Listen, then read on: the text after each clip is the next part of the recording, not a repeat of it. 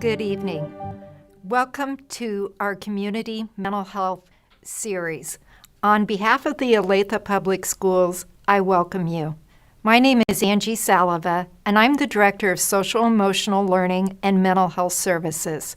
These community education nights are made possible by the Olathe Public Schools Foundation, and I'd like to thank the Foundation for all of their amazing support for all of our student and community education efforts.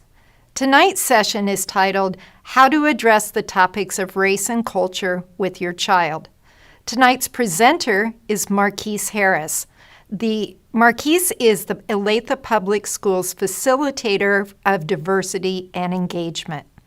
Marquise has hosted numerous workshops and keynote presentations for colleges and universities, both at the local and national level. He has spoken with Toastmasters International, the NCAA, and the National Conference on Race and Ethnicity.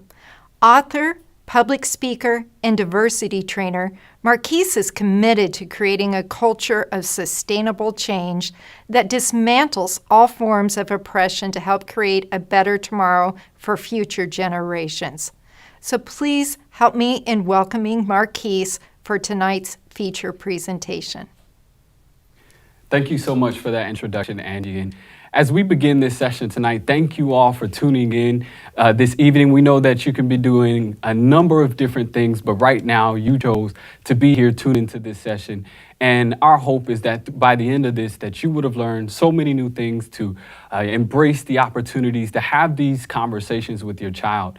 But before we begin, I'd be remiss to not mention that our coordinator for diversity and engagement, Erica Razzo, unfortunately could not be with us tonight due to technical difficulties, but we wanted to make sure that his presence was felt. And in honor of that, we're in the middle of Hispanic Heritage Month, which began on September 15th, and it ends on October 15th. And the Olathe Public School District is doing some really great things with the Hispanic community, spearheaded by Mr. Eric Razzo. Check out this quick video to find out what we're doing.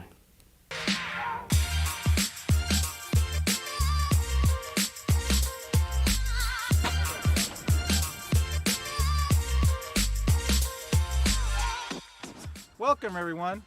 Welcome to our exhibit. Today, we're going to talk about our Olathe Leadership Lowrider Bike Club. What is a lowrider, you say?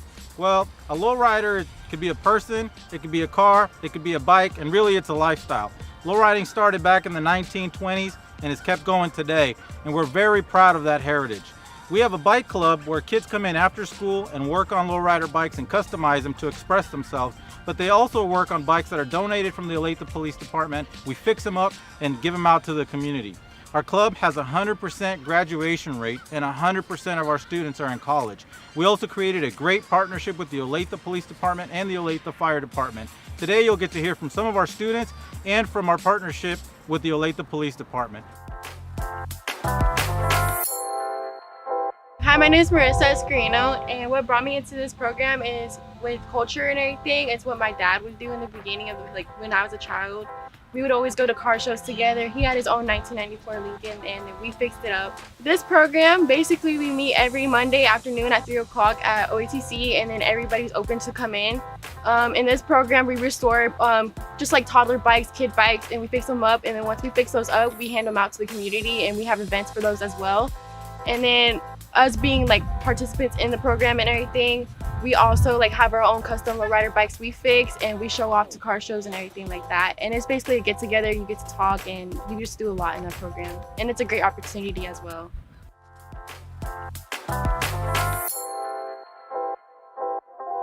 I'm Sergeant Logan Bonney with the Olathe Police Department. And I started coming to the bike club about 3 years ago with a group called Leadership Olathe. We helped raise money for the club. And every time I came in to drop off a donation or just to spend time with the kids and find out what they needed, I just really enjoyed my time with them. Seeing the passion that they had for the bikes and the hard work that they had. And so over the last 3 years, the club has grown and I've grown with it. Getting really involved with these kids and learning about them and where they come from and their culture. And a small part of me has kind of been brought into their culture with them as well. and I've just really enjoyed every little bit of that.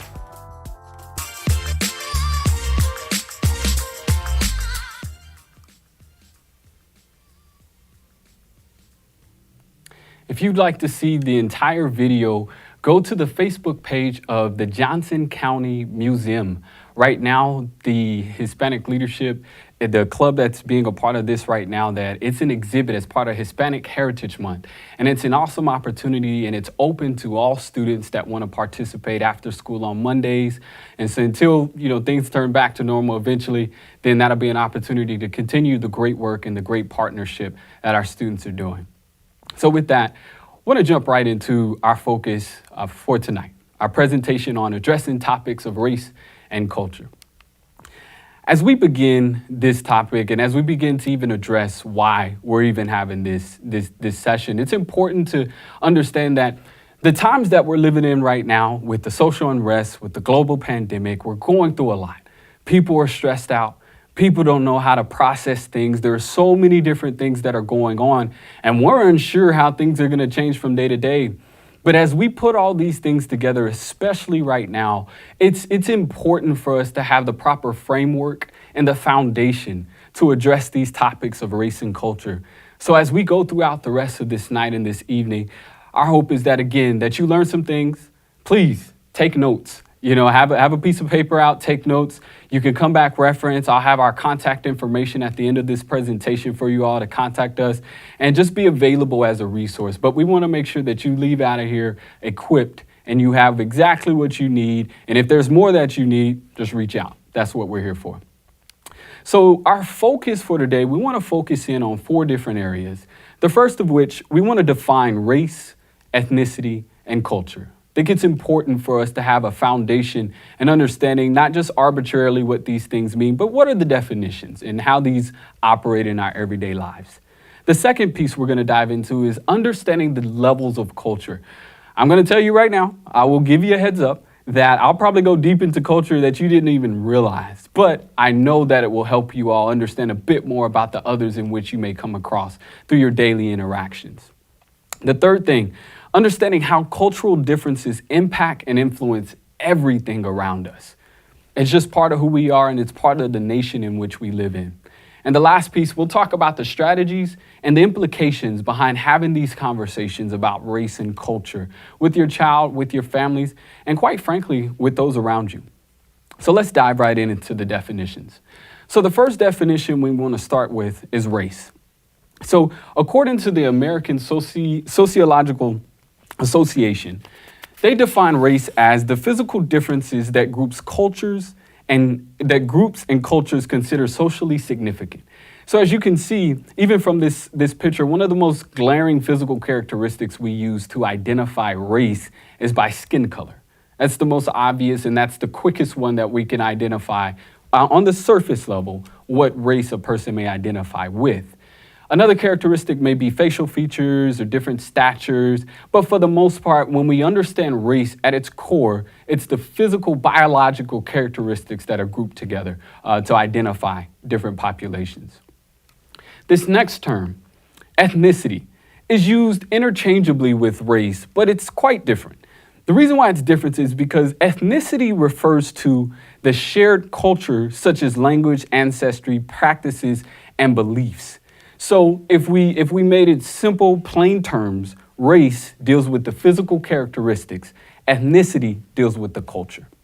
And that's where we're going to spend the bulk of our presentation on tonight, and our time together is focusing on culture, because oftentimes the cultural differences and understanding the differences within our culture are what helps guide so much of what we do, and even things that we didn't even realize that we do. It just kind of happens. So our next definition and our final definition we'll have for tonight is culture. So it's the customary beliefs, social forms, and material traits of racial, religious, or social groups. So again, there's so much that is wrapped up inside of culture, and that's what we're about to dive into right now. And so I'm very visual, so you all will see I'll have a few visuals throughout this presentation for you all to take. If you're screenshot, do whatever with it. It's going to be an opportunity to get you to just conceptualize what culture is and how it comes together. So the first example that I'd like to use is the concept of a tree, the culture tree. So this is actually inspired by the culture tree, and Zaretta Hammond wrote the Culturally Responsive Teaching and the Brain book. And in that book, she has a culture on chapter, which I thought was so profound. And it gave this imagery of culture as a tree. And there's 3 different levels of culture that are described here. And we're going to go through each of these levels. The first level is surface culture. It's what the leaves, it's the visible things that we see. The second level is shallow culture. We think about the trunk of the tree, the base. But then deep culture, that's the roots. That's the things we often do not see. And as we go through each of these levels, I know that it will help shed light a bit more. And even as you become reflective wherever you are, as you think about your family and your culture and how that all comes into play in your everyday life. Let's go to the first level. Surface culture. Now, these are our observable patterns. We think about clothing, we think about food, art, language. No matter where we are, no matter who we are, we all exhibit a surface culture. If you walk into a room, meeting a group of people for the first time, one of the things we do is we make assumptions within the first 7 seconds, we make assumptions based on how a person looks. Again, we're looking at the physical characteristics and how they embody what a person's culture may be and how it may be reflected. Thinking about clothing, the different cultures that we can think about that comes to mind when we think about the differences in clothing. Think about food. Now, that's a big one. Now, full disclosure, I'm a Dallas guy. I'm from Dallas, Texas, and we have a different culture when it comes to food down there. Everything's bigger than Texas. Like, everything's bigger in Texas. And that, to me, is so big, and that was one of the big things growing up with my family, that food was such an important part of the culture that I grew up in, and on the surface, that's an important part of how I operate. And I know for you in your home, that's probably one of those things that's important too. Dinner time, I know we're coming up on it. I'm not going to hold you into dinner time. You're probably cooking right now. But either way, I know it's an important part of culture. And it's also the way in which we invite others into our culture by food. You know, it's a great opportunity. Other pieces, we think about art, we think about language. One of the first identifiers, if we try to open up a conversation with somebody and we say hello and they greet us with a different language, that's one of the key signifiers of that, hey, they might come from a different culture than us. But again, surface level culture, it's what we can identify quickly. It's the things that we can observe with our eyes. It's just quick level. But let's go a step deeper. Let's go into shallow culture. Now, shallow culture is the unspoken rules. Now, the unspoken rules can come up with concepts of time, eye contact, personal space, and especially now, living in this time, like when we think about concepts of time, there are some cultural differences, and I'll use the United States, for example. Being in the United States, we live in a very punctual environment, a society that's very punctual. You're either 5 minutes early or you're late. You know, that's the type of society we live in. But there may be other cultures that are subcultures within the United States where time is very fluid. So we say the event starts at 6 o'clock. I'll see you at 7. We may say the event starts at 7 o'clock. For me personally, I'll see you at 6:55. I'm that guy that'll show up 5-10 minutes earlier, right on time to an event. That's just how I'm wired. But again, that all goes back to culture and how we grow up and the beliefs and the values that are instilled and who we are. Another one, a big one, is eye contact. Eye contact when we think about having a conversation with someone, locking eyes is seen as a sign of respect here.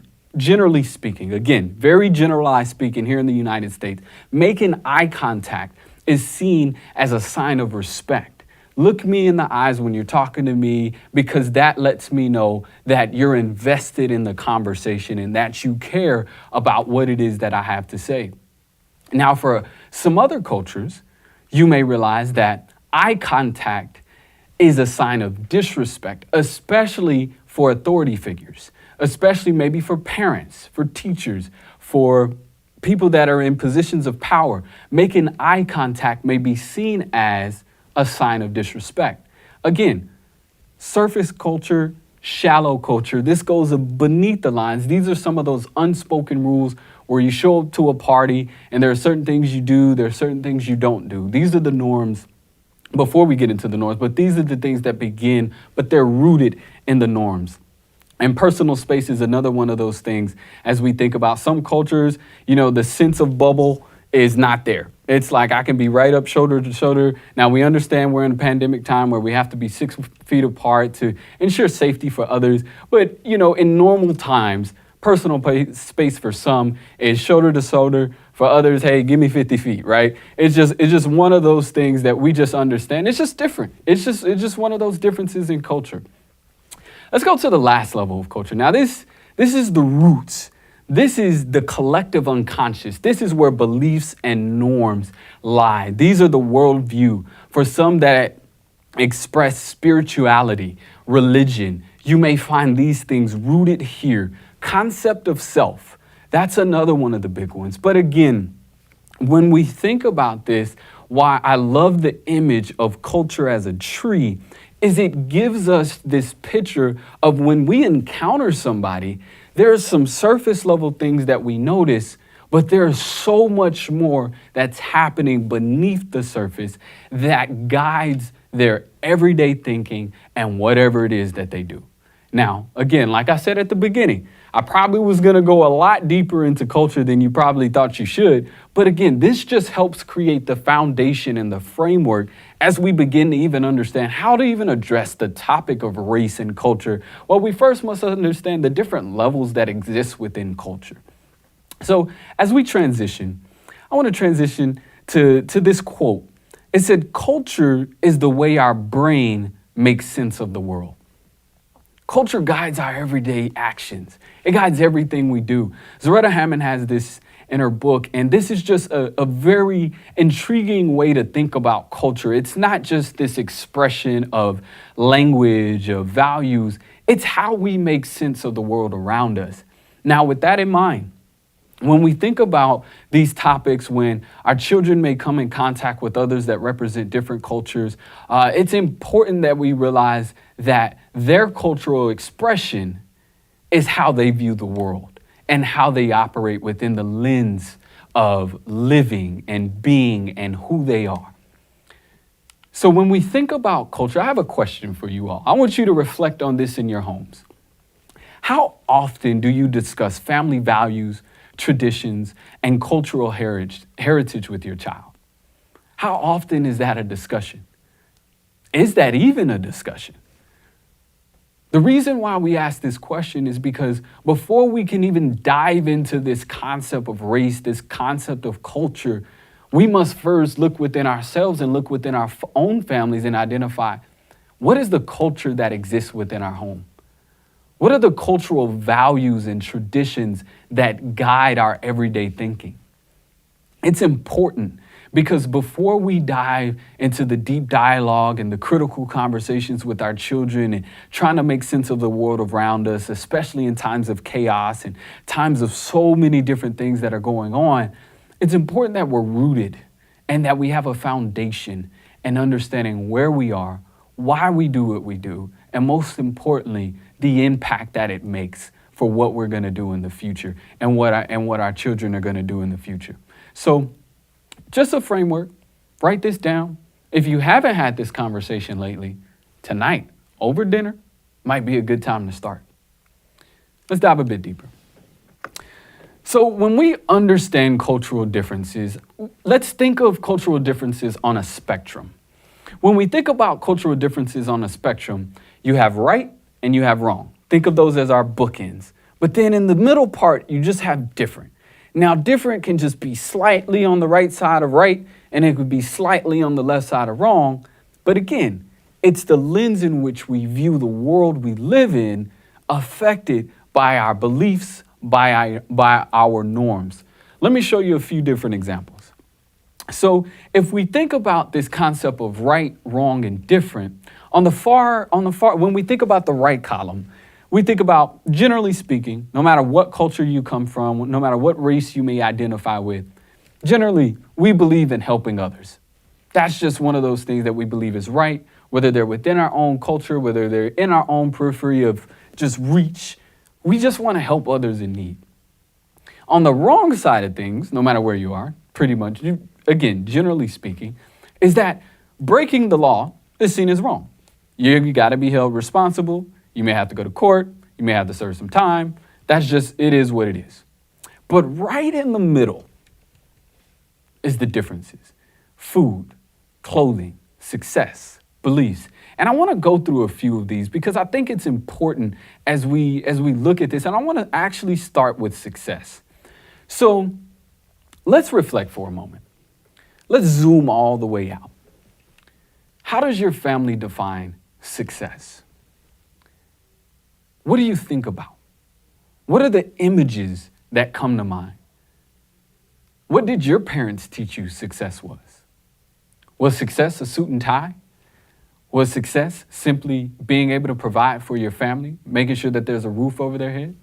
Was success opening your own business, being able to have a future, being able to leave an endowment, leaving an inheritance for your children? What is success? How do you define success and identify success for your child, for your family? Because when we think about cultural differences, I think this is critical for us to understand that what we consider right and what another person may consider right may be drastically different, but it doesn't necessarily make it wrong. Again, when we go back to this concept of right, wrong, and different, look at the spectrum. The spectrum shows us that there are so many things that are different in how we interact, how we live, how we do our day-to-day, and it starts at the core with our beliefs.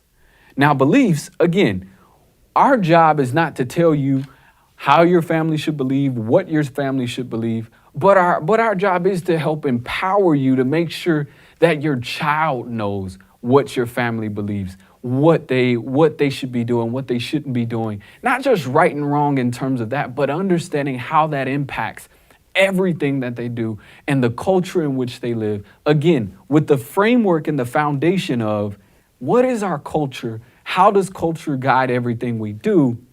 And how is it going to impact your future and the people you interact with that are going to be different from you? Because now, when we begin to transition into this the latter half of this conversation, talking about the strategies behind how to address the topics of race and culture, I think we have to be cognizant and intentional behind understanding what are our cultural values and how these impact what we do. And I got a quick reference point for you. Is that cultural differences are not automatic wrongs. Let that sink in. Cultural differences are not automatic wrongs.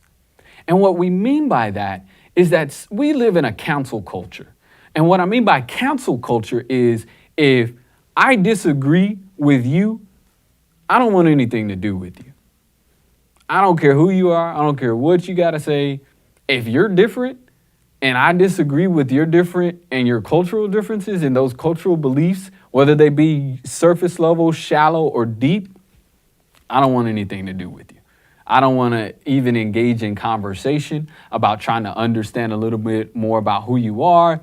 And that it's an unfortunate reality that we're living in. And again, we can't ignore when we look at our news outlets, when we look at social media, we go outside. I mean, the reality is this. We're living in some divisive times. People are on every side of the spectrum. Again, going back to what they believe to be right, what they believe to be wrong, what they believe, and ultimately what's different. But the big thing here today is as we think about this, going back to this quote one more time to let it sink in, cultural differences are not automatic wrongs. So now we've laid the foundation. We got some definitions out there. Now, how do we begin to have these conversations with our children? How do we begin to really dive deeper? So let me give you a couple of different strategies. Number one, set a time. This is not something that you just want to do on the fly. You want to just shoot from the hip and just hope it goes well. Be intentional. Be intentional about creating a distraction-free environment.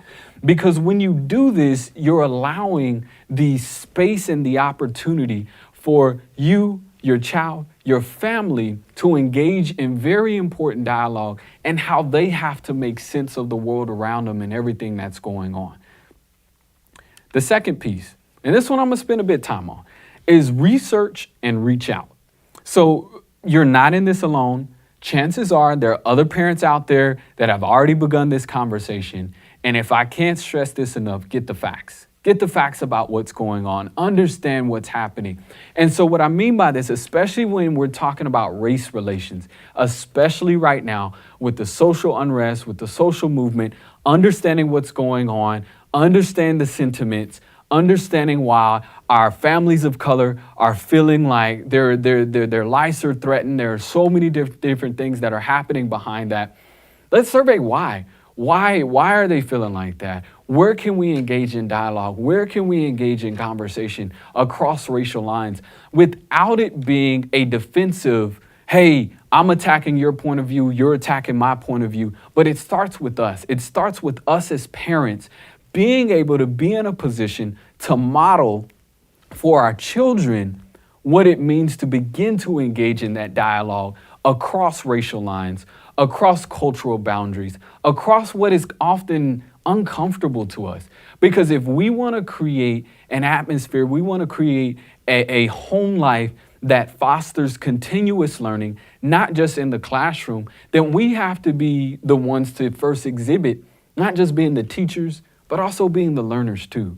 And what we mean by reaching out is that, we can't be so prideful that we feel like we know it all. Like, even get me, I don't even feel like I know it all. Even I may represent the African-American culture, I may represent this, I may represent that, but ultimately, I know I don't know it all. And for me to understand and me to reach out, it's important for me to gain that support, gain understanding, because it lowers my defenses, it opens up my mind, and it opens up the platform for conversation and true change to happen. Because again, guilty as charged, we all grow up with assumptions, biases, and different things that we may have learned. Now again, I'll give a quick definition. When we say bias, I know there's unconscious bias, implicit bias, but bias is simply a preference.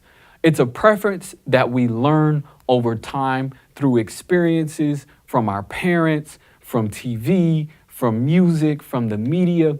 Biases are learned.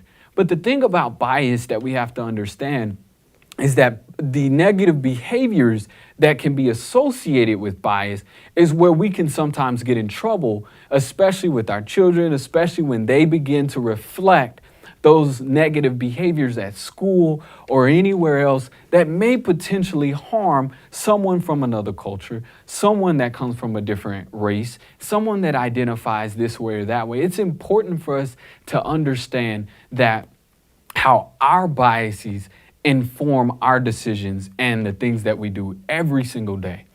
So when you have these conversations and you begin these conversations, again, we're not even in the conversation yet. This is the setup. Preparation is important. So you set a time, you research, you figure out, you dig a bit deeper in whether you got to read up on some things, reach out to some people that may be a bit more versed in the conversation in these topics, and reaching out and understanding that the more ammo that you can come into the conversation with and being prepared, it'll better help you be able to address some of the things that may come up with your child. So let's go to the next tip. Embrace the discomfort. For some of us, for some families out there, having this conversation is like breathing. It's every day. For others, this is like, whoa, I don't know about this. I don't even know how to even, approach it. Do I avoid it? Do I not talk about it? Do I talk about it this much? How deep do I go? Do I shut them off? Am I doing more harm than good? There are so many factors, and we can be in our heads so much about what may happen, how these things are happening. But the most important thing we want to remember is that we're going to have to lean into that discomfort. Because as we lean into that discomfort, we may get questions from our child that are going to challenge our way of thinking. They're going to challenge some of the things that we may have thought we understood. but not in a bad way. Now, don't get me wrong. We're not talking a disrespectful challenge that says, I'm the parent, you're the child, you need to obey whatever it is I say. We're not talking about that. What we're talking about is just fundamental beliefs of understanding others from different cultures and understanding how this impacts everything that we do. So again, lean into that discomfort.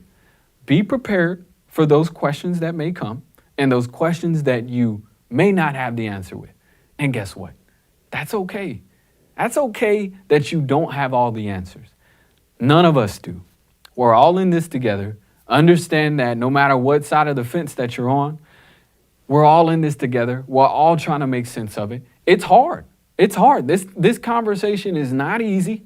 I'm not saying that it's easy, but I am saying that with the proper preparation, you may have to rehearse, you may have to troubleshoot some things with others. Understand that we're a resource. Heck, I'll give you a lending ear to say that I'm here. Hey, you wanna shoot some things? Hey, should I approach it like this? Should I say this? Should I say this? Do I have the right understanding on this?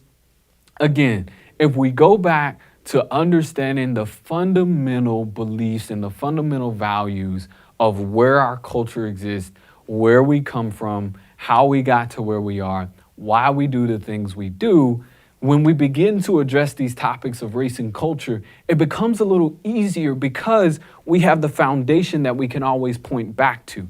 We can say, this is why we do what we do, and this is how this looks in our everyday thinking. So, set a time. Second piece, research, reach out. Third piece, embrace the discomfort. Let's go to the next thing. This is thinking about during the conversation. Promote empathy and compassion. Now, what I mean by this is this topic can be tough because our perception is our reality. And if we acknowledge that our perception is our reality, then in the same way, we're acknowledging that another person's perception is their reality. And because of this, it's important that we acknowledge the trauma or the hurt that crosses racial lines. Because if we ignore the pain, if we ignore the hurt, especially that our Black and brown communities are feeling right now, we can begin to become a little bit cold-hearted. We begin to shut out the realities that is their perception. And when we think about this in your homes, when you're having conversation with your children, we know that we are moved by different stories. Now, again, this goes far beyond just surface level thinking. Like, oh, this is right, this is wrong, or I think it should be this way, or this should be this way. But when it comes to matters that are personal, that are deep to a person that we don't understand, that we could never understand. Now, again, we heard the phrase that, you can never say too much without walking a mile in the other person's shoes. Take a few steps in the other person's shoes. See it from their point of view. See it from their vantage point. This is what we mean by promoting empathy and compassion. And again, it doesn't matter where a person lies, where they are in cultural understanding, where they are in race. This is just a fundamental human value that we care about one another, that we want to serve one another, that we value a person's life. And that's what it comes down to when we think about promoting empathy and we're promoting compassion. At the very least, at the very core, all we're talking about is being able to acknowledge who they are, where they are, and their present reality. Is that too much to ask sometimes? No, it's not a lot. It's not too heavy. But that's how we can begin in those conversations when those tough questions may come. Just take a step back. And maybe sometimes as the parent, you have to do more listening than talking. That may sting. You may be used to doing a lot of the talking. But right now, more than ever, our children have a lot of questions. And we want to make sure that they know that home is a safe place where they can ask those questions, where they can begin to dive deeper into the dialogue, where they can begin to understand, Mom, Dad, why is the world the way it is? Why do certain people have experiences that we don't have? Why? And sometimes we don't know the answer. But what we can begin to say is, hey, we're all dealt a hand in life. Whether you believe in a higher power or you don't, ultimately, we're all here. We all have something that we have to do. We all have to achieve. We all have the same ending. Unfortunately, that's the reality. We all have the same ending. But what are we going to do with our time here to make an impact on others, to help them know that everything they do, that we can help them have a better life, feel like they belong, feel like no matter where they are, if they're in a building, they're in the school buildings, they're walking in the grocery store, they're walking down the street, that they're the most important person. And that can happen through engaging in simple dialogue and just kind of unveiling our misunderstandings, because that's where a lot of the things happen and where our cultural differences, it's simple misunderstanding. We may have been misinformed from the very beginning about why this person believes the way they do, whether or not they should believe the way they should. But ultimately, especially when it comes to race, especially when it comes to culture, our nation has a history. Our nation has a history that we can read up on. We can choose to ignore it, but the reality is there that our nation has a history that goes back hundreds and hundreds of years. And if we understand, even going back, not to selectively choose, oh, this part of history versus this part of history, and teaching the whole history, and in teaching the whole history, we give the opportunity and we give the platform for our child to help understand and make sense of the world around them. Instead of telling them what, we can show them how. And in showing them how, that can help promote a better system of empathy, a better system of equality, and ultimately equity. Because that's where the heart of my family lies when we're at home, when we're having conversation, is we're thinking about those that may be on the margins. What can we do to promote a better tomorrow for them? That's what we want to think about when we're having this conversation. What's the end goal? Are we having this conversation just to have it? Are we not having the conversation because it makes us uncomfortable?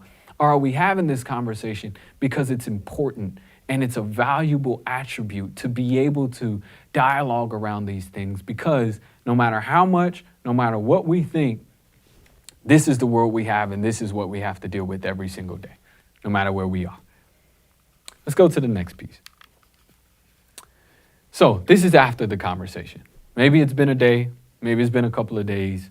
Set a time, you set the time, you've done a little research, you've reached out to some people, you've gotten your information, you've taught them a bit about empathy and compassion and understanding the perception is reality. Now the conversation is done. You may have left with more questions than answers. The child may have left with more questions than answers. But this is the most important piece, the follow-up and the check-in. Because again, these conversations can be heavy. They're heavy. We know it. I know it. And our work that Eric and I do every single day, I mean, there's not a day that we don't have a heavy conversation in helping others navigate the conversation around equity, diversity, and inclusion. But especially with our when we think about our children, when we think about our parents in the district, how we can best support you all, it's important for us to know that we close that feedback loop. Because you start the conversation, then you follow back up. Because this is not just a one-time conversation. This gives our child a space to process. They may go back and have a new thought. They may go back and have a new understanding. But again, what are we doing to promote this idea of equity? What are we promoting this idea of respect, this idea of love, this idea of just showing compassion to one another? The simple, fundamental value of what it means to be human, right? So that's important. Last piece. What are the benefits? Why is having this conversation and having these conversations so important? Well, number one, promoting greater cultural awareness.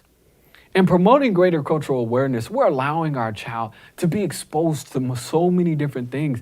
Take them out to different cultural events. Take them out to different things. Tune in to different things that are going on in the community that may be different than your culture, to expose them, because through exposure, it opens up the mind. And think about education. If we only taught for example, math.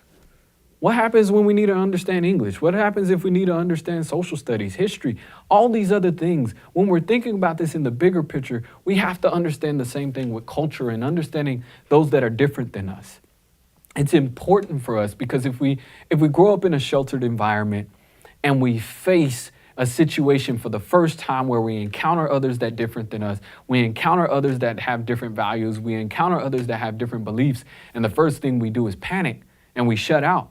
Because that's how we've been brought up, is just shut out. We don't talk about this thing. We don't deal with this thing. Then where do they talk about it? Where do they ever have the open dialogue to feel like they can ask those questions? Because if it's not going to happen at home, it's going to happen somewhere. It may happen in the classroom. It may happen on the sidewalk. It may happen on the court. It may happen on the field. These things happen. It's just a part of everything that we do. The second piece and a great benefit is it increases self-awareness, not only for your child, but also for you as a parent. And when you think about going back to the question that I asked about how often you and your family talk about culture, how often you talk about your family values and your family traditions, it creates that self-awareness for a child to be proud of. Like, this is who I am. This is who my family raised me to be. And no matter who it is that I come across, who it is that, I may interact with, I know who I am. That's why these conversations are important, because it allows your child to put their minds into the perspective of, okay, this group of people may do these things. This group of people may do these things. Our family does it like this. It doesn't make what others do wrong, but it does help us understand why we do what we do. And creating that self-awareness is so, so important. The last benefit, now again, this is just a quick list. There's so many other things, but appreciation and the understanding of cultural differences. Now more than ever, when we think about the things that are going on in our society, it's important that we just show an appreciation and an understanding of what's happening and why it's happening. And embracing that, we're able to be better human beings.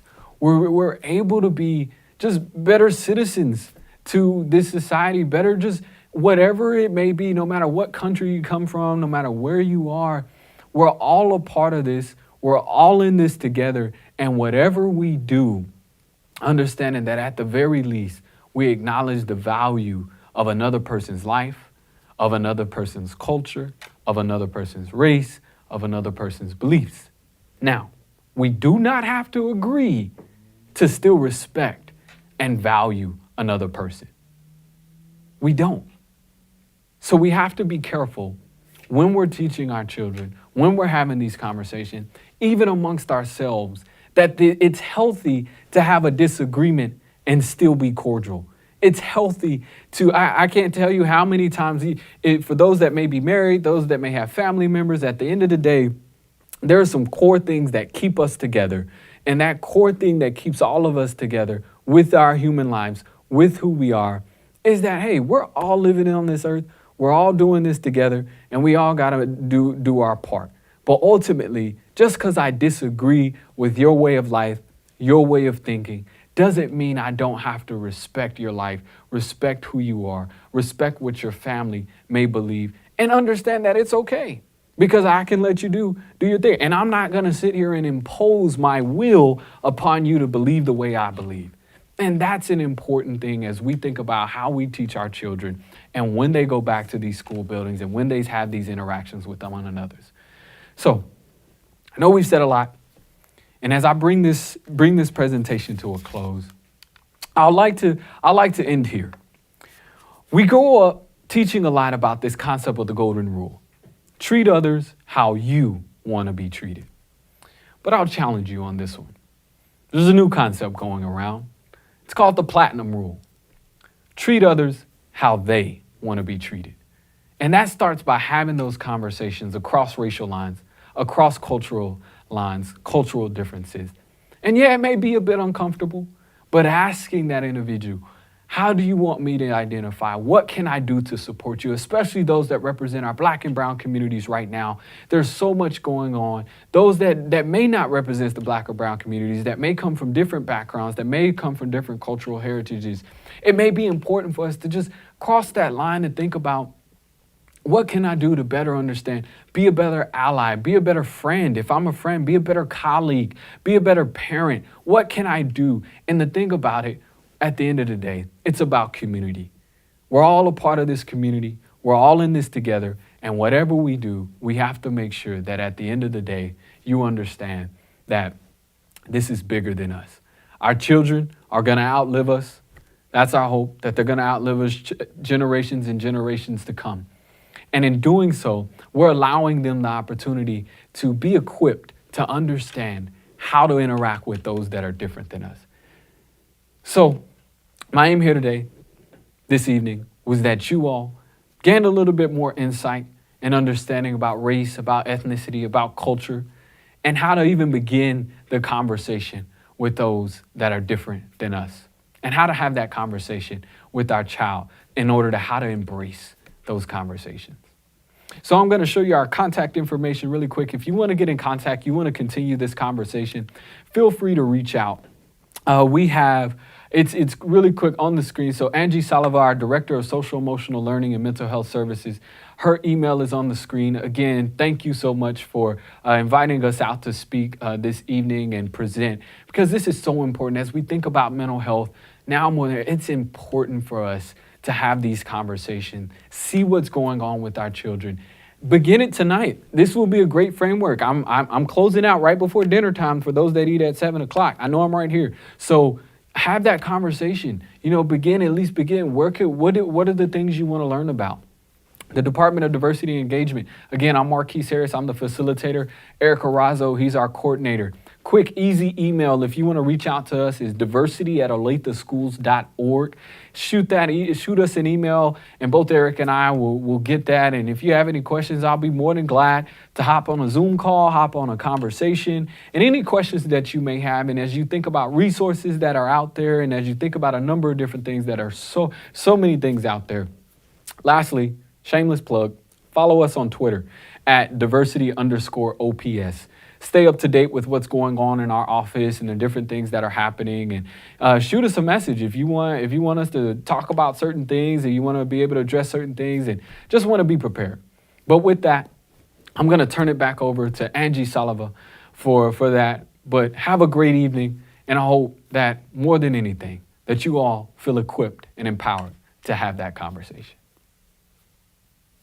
Thank you very much, Marquise. Amazing information for our families. I hope that you will join us for our next session, which will be on parenting challenging children and teens. That information session will be held on December 10th at 6 p.m. on the same YouTube channel. Thank you for watching this evening. Please continue to do great work with your kids, and thank you for all your support. Good night.